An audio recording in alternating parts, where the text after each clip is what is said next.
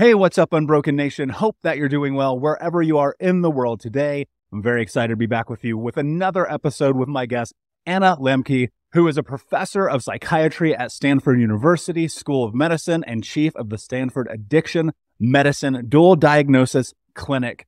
And I'm very, very excited to have you on this episode, my friend. How are you today? I'm good. Thank you. Thanks for having me. I'm excited to be here. Yeah, it is my pleasure. So I want to start off and first and foremost, just kind of create a little bit of context about my story. And that way you can have a little bit better of understanding about who I am. And I know the Unbroken Nation have heard this a million times, but you haven't. And you will see why with the first question. I think this is very necessary.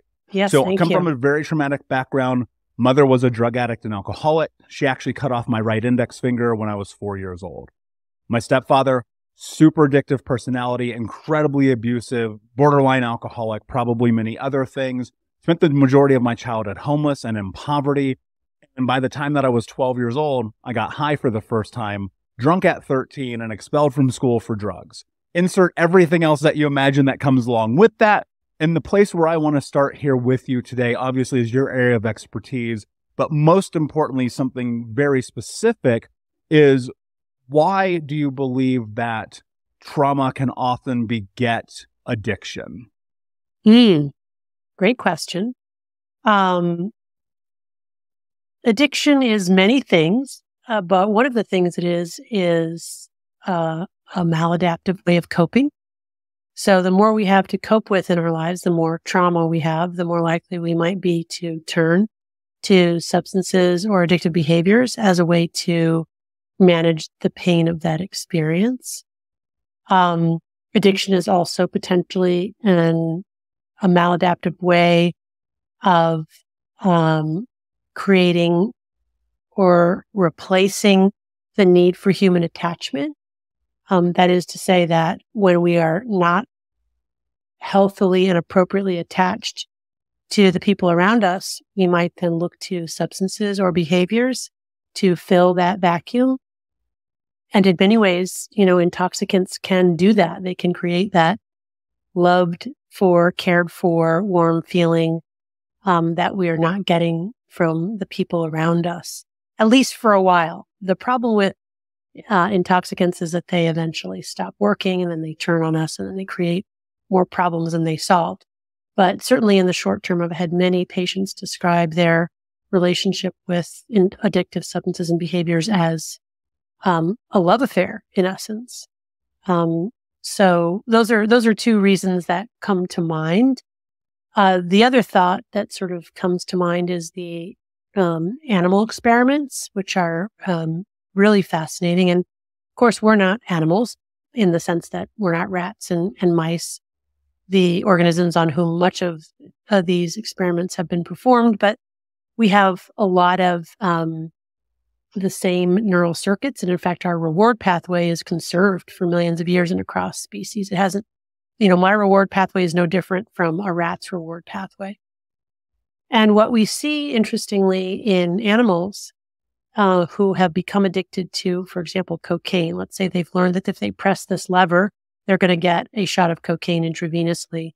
Essentially, animals will continue to press that lever to the point of exhaustion or until they literally die. But if then the cocaine is taken away, the animal will eventually stop pressing the lever for cocaine. Neuroscientists call that extinguishing the behavior. They'll eventually stop pressing it because they know no cocaine is forthcoming. But if you then administer a violent foot shock to that animal, the first thing the animal will do is rush to the lever and start pressing it again. So that powerfully communicates that we reflexively will turn to chemicals and behaviors that release dopamine, serotonin, norepinephrine, and other feel-good hormones that our body actually makes as a way to compensate for injury. Are those, what came to my mind immediately when you said that, is thinking about the autonomic responses that we have to stimulus that may be for, survival or for love or for feeling of companionship. So when the mouse has his foot shocked again, is that then an autonomic response based on survival mechanisms? So when you say autonomic response, I don't know exactly what you mean by that. If you mean the autonomic nervous system, like Yes, the exactly. parasympathetic and sympathetic. Okay. Yeah. I mean, I think another way of talking about that is to say it's a reflexive response. It's not something that we choose or will. It's outside even of conscious awareness, and it's reflexive. Our body just automatically does it. And in that sense, yes, I think that's right. And with that, one of the things I'm very curious of, so when I was very young and I witnessed this not only in myself, my community, family, friends, even up to today, um, it always felt like a lot of the things we moved towards in terms of addiction, whether it was drugs, alcohol, sex, porn, whatever that thing was, felt like it was self-soothing. You know, for me being 12 years old, getting high for the first time, and that being at the crux of developmental years, looking at this as this thing where it was like, there is safety in this. And Yeah. so every time there was pain or a stimulus that would kind of force me into this position of suffering, for lack of a better term, growing up, especially in a very volatile environment, I turned to drugs and marijuana and popping pills and these really aggressively addictive behaviors. And it wasn't until more or less those behaviors, to your point earlier, what would happen is I would get high and then I would have the most insane panic attack that you can imagine, right? It would feel like everything was closing down around me, like my body was forcing and rejecting that out of me so I could be present in the pain. Mm. Do you see that holds true in your research, that eventually it comes to pass that maybe for some of us, that thing that once brought us pleasure then in turn brings us pain? Oh, absolutely. I mean, that's the great paradox of addiction, that we start out using for fun or to solve a problem. In your case, it was to solve the problem of the pain of your traumatic environment. But eventually, the substance itself becomes the problem. And it becomes the problem in a number of different ways. First of all, it stops working over time. Our brain adapts and it just doesn't do the job anymore.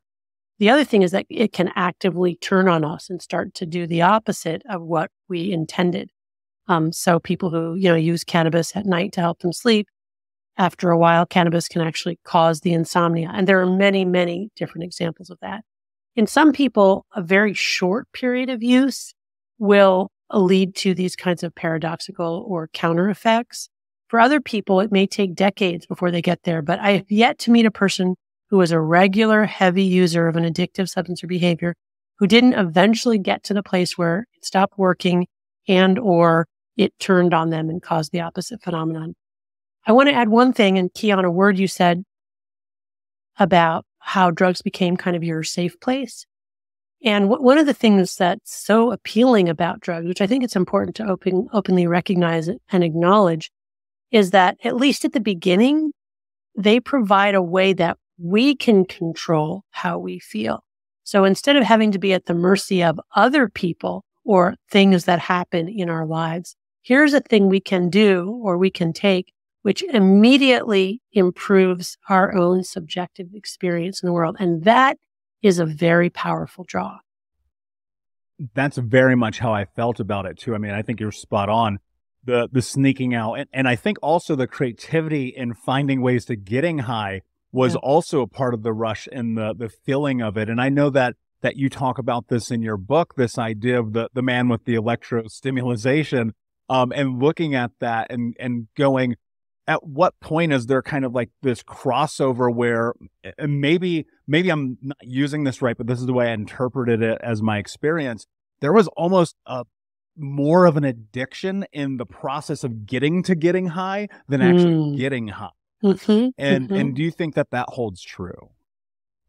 Oh, for sure. I mean, my colleague Rob Malenka, who's a world-renowned neuroscientist, says that the way that they measure addiction in laboratory animals is very simply how hard is that organism willing to work to get their drug.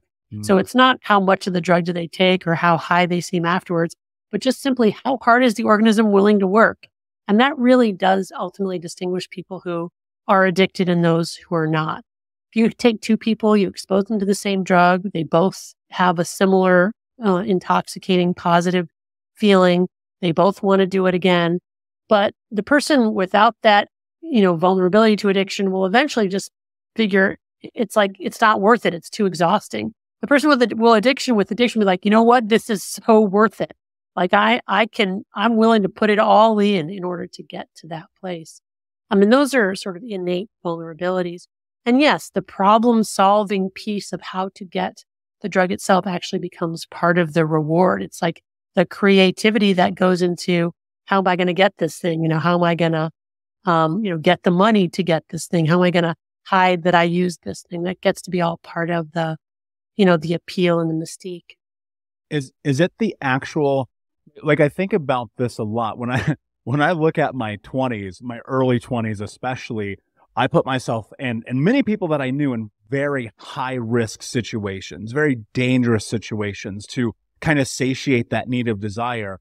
Part of it was, and now I look back in hindsight and I recognize and understand through making meaning and ultimately doing a lot of work around this, that it was this thrill that I was chasing to basically reinvent the chaos of my childhood experiences because that's where I felt comfort. Right. But I noticed that if not for lack of a better term, hitting what I would call a rock bottom moment, I can almost certainly guarantee you I would not be here having this conversation with you. One of the things that I'm really curious about is how can we mitigate the risk of chasing that dragon, for lack of a better expression, in this moment, and putting ourselves in these dire circumstances, but instead, prior to hitting rock bottom, mitigate that risk by having a better understanding of ourselves or the environment or why we do that. A big part of why I created this show was to give people tools that I've discovered through the hard way, just to be frank with you.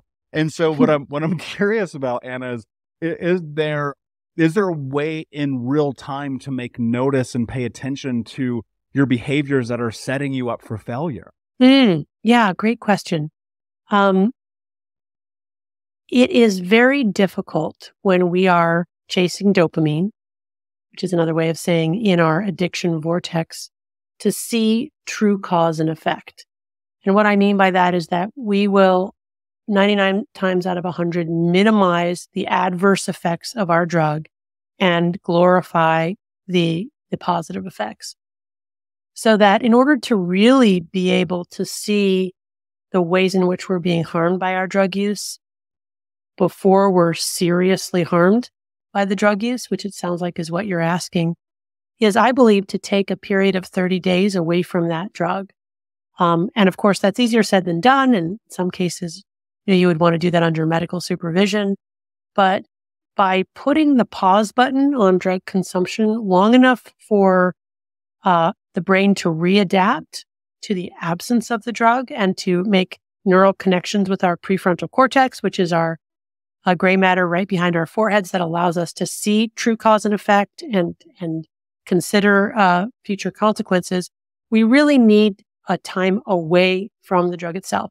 So I know you're probably thinking to yourself, well, this isn't exactly like the $1 million insight I was hoping for, because it's really a very, on its face, obvious behavioral intervention without being an intellectual or emotional insight. But I'm going to still argue that it's an essential first step, because if we think that there's some kind of, aha moment, or, great insight about why we use that we're going to come to while we're still using, it's probably not going to happen. The truth of the matter is that, again, when we're in our addiction, we cannot see clearly. We are not engaging our frontal lobes. And it's really often only with serious consequences that people are then forced to stop. And then when they're forced to stop, they can get the perspective to have that aha moment. So instead of waiting till the serious and potentially life-threatening consequence, the thing to do is to do an experiment and challenge yourself to not use your drug of choice for 1 month. Why? Because my clinical experience and the data support, it takes a minimum of 1 month to reset reward pathways. And when my patients do that, I no longer have to convince them that stopping or decreasing their drug use is a good idea. They become convinced themselves, because then they can see with more clarity the true impact of their drug use on their lives. Would that hold true to other addictions, to cell phones, video games, porn, work, like listening to podcasts? I don't know, but does it apply across the board? Listening to podcasts is okay. Just kidding. Absolutely. It applies to all of those ways, large and small, that we reward ourselves, which is a lot. The way that we kind of bookend or organize a day in modern life is essentially a series of rewards. So it's very disorienting not to have our little, bookended rewards, but that's exactly what I'm talking about. Choose that one thing that, we feel we really have an out of control relationship with and cut it out for 30 days. And it has to be at least 30 days for most things, because again, that's the minimum amount of time it takes to reset reward pathways, look back and see with clarity on the true impact on our lives of our substance use. One of the things I'm curious about in that, you look at these time-built parameters around things like this, and I think you can measure this against building habits as well. People get caught up in that in time and kind of lose sight on like right now, this moment today. And what I'm wondering is, why is it, and I don't know if the data can give you the exact answer, but why is it that the data supports the minimum viable efficacy of that time frame being 30 days? Well, let me just say that there isn't a whole lot of, data, and it's certainly not for all substances and behaviors. And people's brains are different, and for different types of drugs or behaviors in different brains, it might be less than that. In other people, it's certainly more than that. But I can tell you, in my clinical experience, 30 days is sort of like the point at which people get to where they are relieved of the constant, intense cravings and intrusive thoughts of using. And that's really the torture. So the universal symptoms of withdrawal from any addictive substance are anxiety, irritability, insomnia, depression, and intrusive thoughts of wanting to use. And as long as we have all of that, which is really, really bad in the first 2 weeks after stopping, we're essentially using up all our reserve energy and creativity just to withstand not using again. And it's really only in weeks 3 and 4 where people begin to feel relief, where they begin to be able to enjoy other things in their lives. Addiction is characterized by this narrowing of focus just on that one rewarding activity, and other things become less rewarding. So as we restore homeostasis or baseline reward firing, we move away from that narrowed focus on our drug of choice. Our lens opens. We're able to enjoy other things. We're not plagued by the constant thoughts of wanting to use. And again, we are freer, right? We are no longer in this reflexive, addictive vortex. We've now re-engaged our frontal lobe, and we can choose. We can choose. And the ability to choose is, I think, fundamental to the ability, to being human. And in that, what exactly is happening in that week 3 to 4 in the brain's neurochemistry that's allowing you to have, I want to call it clarity, because I felt like that's what I had when I went through going through sobriety for the first time in my life. I'm like, wow, holy crap, I can like make cognitive thoughts. So what is happening in that week 3-4 window that's creating this efficacy? Okay, so to understand that, it's important to understand how our brain processes pleasure and pain, and also what happens in the brain as we become addicted. So one of the most important findings in neuroscience in the last 100 years or so is that pleasure and pain are co-located. The same parts of the brain that process pleasure also process pain, and they work like opposite sides of a balance. So imagine that in your brain, called the part of the brain called the reward pathway, there's a board on a fulcrum, like a teeter-totter in a kid's playground. When we do something pleasurable, it tips one way. When we do something painful, it tips the other. And the overarching rule governing this balance is that it wants to be level. It doesn't want to be deviated very long to the side of pleasure or pain. In fact, that deviation from neutrality is the definition of stress. Any deviation from our level physiology is biological stress. So when we have a deviation, our brains are going to work very hard to restore a level balance, or what neuroscientists call homeostasis. So let's take an example in my life. If I read a romance novel, I got addicted to romance novels, that will release dopamine in my brain's reward pathway, and I will experience pleasure, and that balance will tip to the side of pleasure. But no sooner has that happened than my brain will want to restore a level balance. Now, here's the key. The way that my brain restores a level balance is by tipping first an equal and opposite amount to the side of pain before going level again. My brain releases dopamine, that pleasure neurotransmitter, and what happens is these neuroadaptation gremlins hop on the pain side of my balance to bring it level again, but they like it on the balance, so they stay on an equal and opposite amount to the side of pain. That's my brain down-regulating dopamine transmission, not just to baseline levels, but below baseline levels. That's the moment of me wanting to read another romance novel as soon as I finish the first one. If I wait long enough, those gremlins hop off and homeostasis is restored.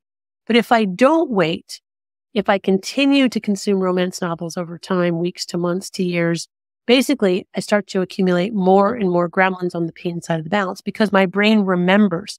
That means that initial deviation to pleasure gets shorter and weaker, but that after response gets stronger and longer. And that's what's happening in the addicted brain, that eventually we get developed tolerance, that drug stops working. We need more and more to get the same effect. Now we've got enough gremlins camped out on the pain side of the balance to fill this whole room, which means that we've reset our pleasure pain set point. Now we need our drug not to get high and feel good, but just to level the balance and feel normal.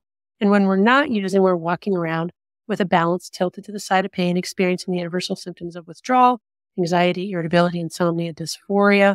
That means that like simple pleasures no longer do it, right? Because I've got a balance tipped to the side of pain. And now I'm narrowly focused and craving on my drug of choice just to feel normal. And that's also why people with addiction will relapse even months after they've stopped. Because for many people, it can take not just 30 days, but many months for those gremlins to hop off and for homeostasis to be restored. So why the 30-day abstinence period? Because for most people, 30 days is enough time for those gremlins to hop off and for homeostasis or a level balance to be restored. And that's what's so key, because we need to have a level balance in order to be able to enjoy other more modest rewards and in order to have the resilience to respond to our environment, both with pleasure and pain, and then restore things again to that level position. I think with the access to literally anything that we want at all times now, unlike any time in human history, would it be fair to say, and it may not, and please, if I'm wrong, tell me, but would it be fair to say that people are more addicted now, just across the spectrum, than ever before? Oh, absolutely. I mean, that's very clear. We now have not just more potent forms of traditional drugs, but more access to those highly potent drugs. We have drugs that didn't exist before, like video games and social media. We have drugs. I mean, essentially, if you think about the four characteristics of what makes for, things to be more addictive, it's quantity, access, potency, and novelty. We have almost infinite access. Our smartphones are like the hypodermic syringe, delivering digital dopamine 24/7. We have endless quantities. TikTok never runs out. We have more potency. Fentanyl is the perfect opioid example, this incredibly potent, incredibly lethal opioid. But we also have more potent digital products, right? We combine games with music, with lights, with beautiful faces. Everybody knows that when you take two independent drugs and you combine them together, you get a more potent form of that original drug. And we have greater variety. So we have all kinds of things that have become drugified, even healthy things. Previously, healthy things have now become drugified. Food, human attachment, such that now we're all more likely to encounter our drug of choice. And the data will show that addiction, diagnosable addiction, is going up in all age categories, including in demographics that were previously thought to be relatively immune, like alcohol use disorder has increased 80% in women and 50% in people over age 65. We've got more and more people struggling with alcohol misuse and sort of minor compulsions and addictions. People who smoke cannabis 30 years ago used to be primarily weekend users of weak pot. Now, people who use cannabis, many of them are using every day, all day, dabbing and using other highly potent forms. And whatever drug you look at, it's the similar process. We have more access, more quantity, more potency, more novelty, and more addiction. And in that, what I'm curious about, is there a correlation and you may not know, and honestly, I haven't really dove into it enough to be able to make a foundational statement, but I have a hypothesis based on my own experience, and I want to see if you believe this to be possibly accurate, and that is in growing up in homes without love, companionship, empathy, compassion, all the things that I think you need to regulate in a unregulated world and society, we find that regulation and the need for those hits of dopamine to, and again, I don't know this, so I'm going to be cautious how I use these words here. I find it more of a demand for people who come from traumatic backgrounds, using myself as, part of this hypothesis that I need to go deeper, harder, faster, stronger, more deeply into the hole to regulate than maybe someone who might have grown up in what we would call a normative household. Does that hold true? Oh, absolutely. I mean, the data are very robust that if you have experienced significant childhood trauma, you are at higher risk for addiction. And I really like the way you phrase that because, we all need to engage in emotion regulation. It's part of fundamental survival and certainly part of a sense of well-being. And one of the very first ways that we learn how to do emotion self-regulation is to rely on the people around us, our caregivers in those early years. We observe how they manage their own emotion self-regulation. We mimic them. Our interactions with them those can also be tools to help us learn to regulate ourselves in moments of distress. And if that's an unhealthy attachment or a, worse yet, an abusive kind of attachment, then we're deprived of all of those extenders for emotional regulation and really left, sort of in desperation. I mean, fortunately, it sounds like you are living proof that we can make up for this later in life, that we can even, after we have entered adulthood, relearn new ways to regulate ourselves that are healthy and adaptive, and not kind of a repetition of the early childhood environment, which is great. So I will say this for context, and I want to be very clear about it. That did not come without a tremendous amount of suffering, like an unbelievable amount of suffering, like hitting rock bottom. Because when I was in my early mid-20s, I'll paint you a picture here because I would love to go a little bit deeper in here to help create context for listeners. I was 350 pounds, smoking 2 packs a day, drinking myself to sleep, getting high from the moment I woke up till the moment I went to bed, cheating on my partners, and chasing money like it was my job. And so what I think about is I had this catastrophic, cataclysm of all of these experiences happening simultaneously that put me in this position where suddenly at 26, my life imploded on itself when I had a suicide attempt. And the next day I was laying in bed. It was 11 o'clock in the morning. Keep in mind, at this point, I'm 350 pounds. I'm smoking a joint, eating chocolate cake, and watching the CrossFit game. Right? Like, if that's not rock bottom, I don't know what is. And this really fascinating thing happened where I walked into the bathroom, I looked at myself in the mirror, and I had this distinct memory of being 8 years old. And the water company had come and turned our water off. This was super common. They turned off our water, our electricity. We were getting evicted all the time. I lived with 30 different families in the course of 3.5 years. Wow. And I take this little blue bucket from my backyard. I walk across the street to the neighbor's house. I turn on their spigot. And for the first time in my life, I stole water. And I remember in that moment, I was like, all right, when I'm a grown up, this won't be my life. Now, it wasn't from a financial aspect because I did very well in my career. But in every other way, I was still like that hurt, lost little boy. And so in this moment, looking in the mirror, having this realization, I asked myself an incredibly important question that became the catalyst and the proxy for everything that I am now, almost 12 years later.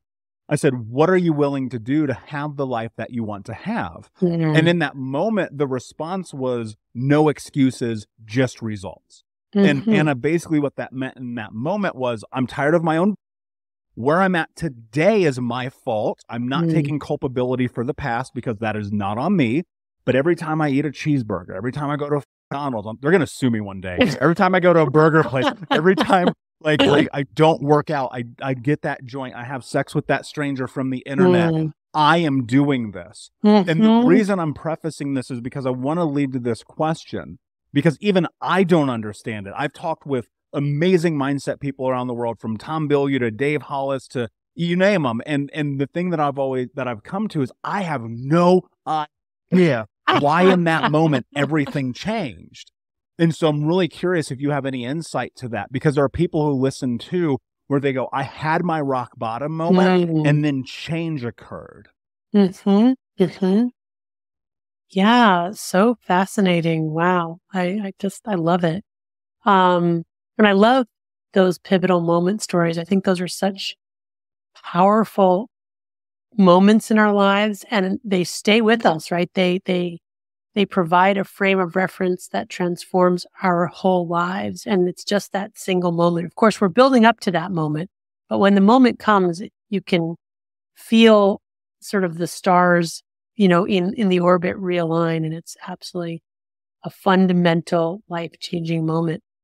So a couple things that I believe that might help understand what happened to you in that moment. First of all,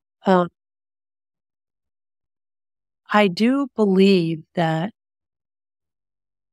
it is our ability to choose when we are given the option of the right path and the wrong path that makes us, I'm going to go out on a limb here, and I'm going to say that makes us in the image of God.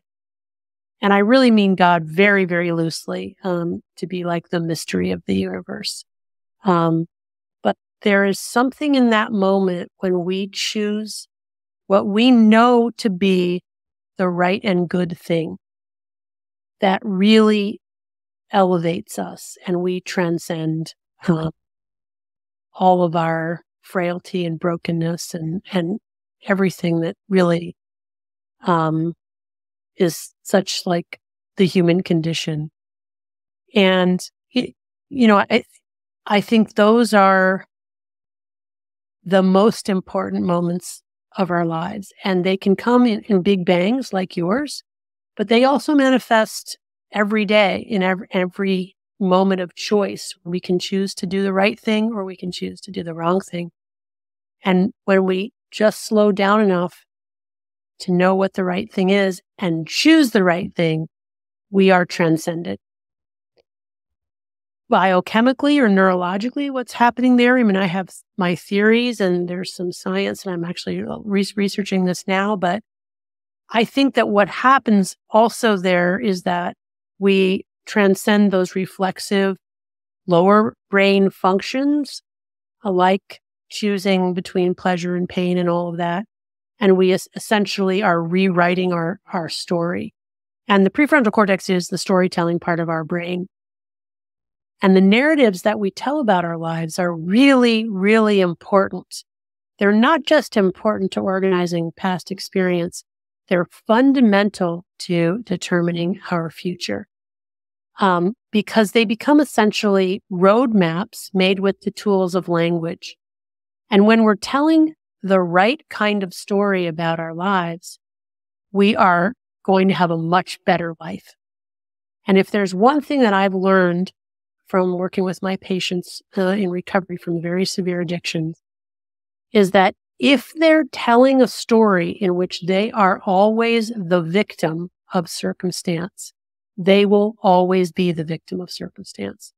But if they tell a story in which they do the really hard thing in life, which is to own their piece of it, what they contributed, that's so fundamental to telling truer stories, and also stories that allow them to make real, important, positive changes. So I don't know if that helps at all, but that's how I think about it. Yeah, I mean, that feels copacetic to me, because I had this thought that if it's true, which I believe it is, that we are the stories that we tell ourselves, And I recognized, and I was very rational about this, that I was being so mean to myself that if I said the things I was saying to myself to someone else, they would punch me in the face. Then I started to adapt. I'm dead serious. I started to adapt this understanding of, wait a second. And this is one of the same thing I teach my clients. If I know that what I think becomes what I speak become my actions become my reality, then if I could convince myself that I was the kind of person who was kind to myself, then I would perhaps act as a kind person would, thus challenging the narrative that they had of who they were in the world and the validity that they had in creating their life. And in turn, on a long enough timeline, that would make me become who I am today. And I have found that that has held incredibly true. But it started with me lying to myself. And so what I want to ask you here is, you have this fascinating and beautiful idea about radical honesty. But for me, in order to get to this place of radical honesty with myself, I had to actually begin by lying to myself and telling myself that I did love myself, that I did give a about myself, and that I was kind to myself. And on a long enough timeline, I convinced myself that that was true, and that has led me to where I am. Is there a parlay in what you consider radical honesty and what I consider like lying to yourself to make it true? Yeah. So I wouldn't, first of all, that brings to mind a very common phrase in the recovery world, fake it till you make it, which is really true about early recovery. And it sounds like in early recovery, when you decided to give up all of the kind of addictive substances and behaviors that you were using to self-soothe and change your life, you had to fake it till you made it. But I don't think I would call that lying, because I think that really what you were doing was you were accessing your truer narrative or your truest self. You didn't feel it yet, but it is true, and you just had to get there. So you had to fake it until you felt it, but you can think something that's true even when you're not feeling it. And in fact, this is really what I tell my patients all the time when they first give up substances and behaviors, try to get into recovery. I said, you have to do things now that are opposite to what your brain is telling you to do. Absolutely opposite, because we cannot rely on your brain right now, because your brain isn't trustworthy right now, because your brain is, caught in this addictive loop. So when your brain tells you all these rationalizations for why it's okay to go use, even though you don't want to and you committed to not using, your brain's a liar. And you just need to, that your brain is lying to you, but you know what the truth is. And the truth is that you need to stay the course. So that's how I look at it. I don't think you were lying to yourself. I think you were talking back to your addicted brain. It's an interesting concept to me. I hadn't thought about it from that aspect. And it really very much in real time, it felt like I've always known, like even at 12 years old, like I would sell drugs, I would break into people's houses, steal their cars, like whatever, like it was survival. And it's like, I know this isn't right, but I feel like I have to.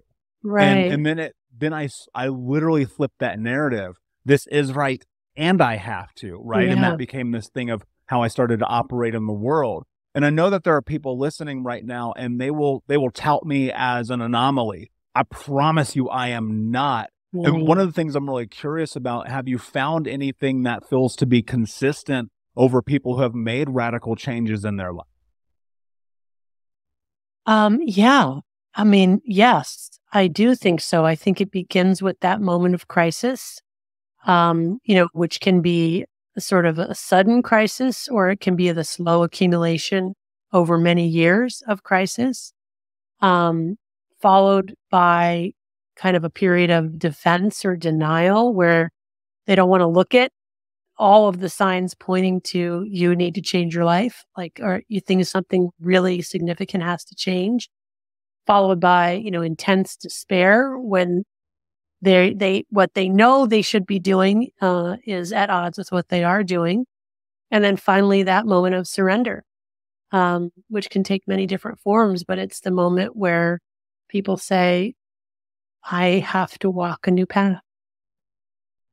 Is there is there a biological response that is happening in the brain in those moments in which like you're at that? Here's what I always think about. Like there's this chasm, right? There's where you are today. And on the other side of that chasm, that's that belief that you have that you could be the person that you're capable of being. But there is all of this conscientious, unconscious, and subconscious reinforcement, right? From your parents, your teachers, your community, your family, your neighborhood, the television.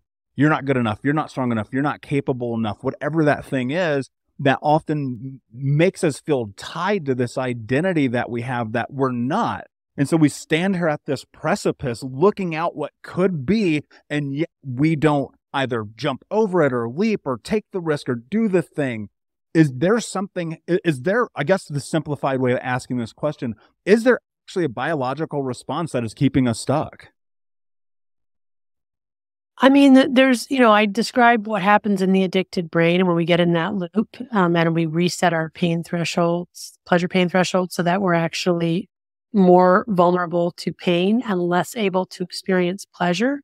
So I do think that that's one important piece of it, which is why it's really impossible to move forward while we're still in the addictive loop. I didn't used to target and treat addiction in my practice. I was targeting mood, and I was targeting anxiety and sleep, and totally ignoring addiction. And my patients did not get better. It was really only when, I recognized the power of addiction and how it was impacting mood, anxiety, creativity, self-love, all of those things. So that really needs to get taken care of. And then we can begin to work on, all right, how can I cross this chasm? How can I get to that place, so that I can live, my best life and fulfill my goals. And I think people achieve that in different ways. But again, I will say that those autobiographical narratives that we tell are really important. Again, language is a tool. Story is the map. And so the stories that we tell, they are the guide for getting us there. So it's really, really important what stories we're telling, and that there are stories that are adaptive and get us there, and there are stories that hold us back. And then I guess I also think that spiritual pathways are really important. I think that is also a way for people to maintain a sense of feeling held and a trust in the universe and where they're going, even when people may disappoint.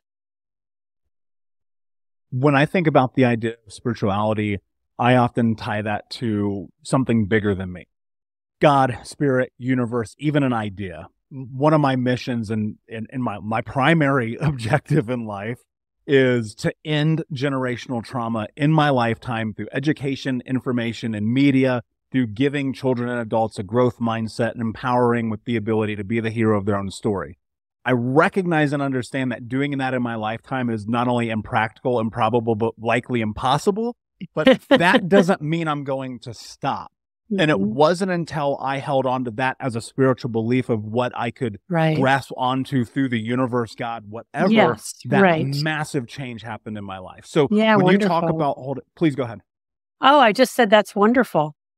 When you're talking about this idea of spirituality, can it be as simple as a grandiose and far-fetched idea? Absolutely, right? It's a kind of a hope and a faith in an idea, essentially. This idea that number one, we matter, and number two, the things that we do can matter not just to ourselves, but to other people, that we can participate in the good of the world through our actions, and that we can do that every day of our lives, that every day provides us opportunities to choose and to participate in the good that flows through the universe. And that's at the heart of that spiritual process, really, however you define that. What would you say for those who, they'll hear this, they'll make it to right now, Anna, they're in this conversation, they're like, yeah, I'm thinking about this, I'm contemplating, I take action, and then I relapse. And then I go, well, maybe I actually don't matter because I did this thing again. What would you Right. say to them? Well, what I would say is that any period of sobriety that you get, it's always in your back pocket. That's never taken away from you. And you can always go back to that as a touchstone that you did it before and you can do it again. So never give up hope. It's just a matter of that we keep going. Really, that's the essence, right? Just one foot in front of the other. Keep trying. We're all broken. I mean, I think it's so easy to look around and think that, we're the only ones, or we have a target on our back, or we'll never make it, or, we're so much worse in however many different ways. But everybody struggles and everybody suffers. And if you see your suffering sort of joined together with other people's suffering, I think it's easier to bear. And we just have to keep the faith. And even people who have terrible addiction, can in a single moment, even when they're actively using, do something good, give something good to the world. I mean, we none of us know what's next, right? We're engaging in this constant flow and change, and yet we preserve at any given moment the ability to choose to do the right thing. Yeah, I love that you said that. And I often go to an understanding that has profoundly impacted my life forever. And that is that we are all having a human experience and none of us know what the hell we're doing. Yeah. And the other thing that helps me a lot is, it's again, a mantra from the recovery world, which is one day at a time. But I take a lot of solace in that because when I do too much forward projecting and I can catastrophize, and then I feel also the burden of the weight of responsibility, I can feel overwhelmed.